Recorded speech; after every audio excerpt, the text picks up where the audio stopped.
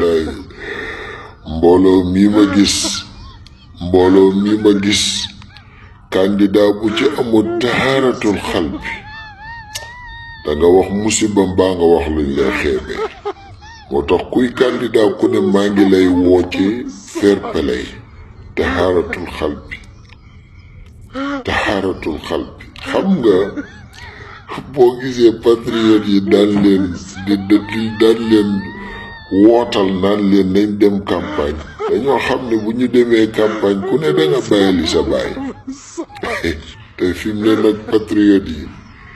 seen baay Sonko ak seen baay Diomaye ñu ngi leen di bayal mbay mu set wecc te leer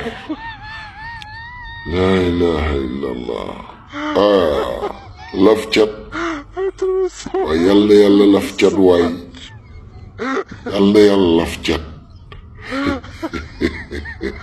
ay waay Allah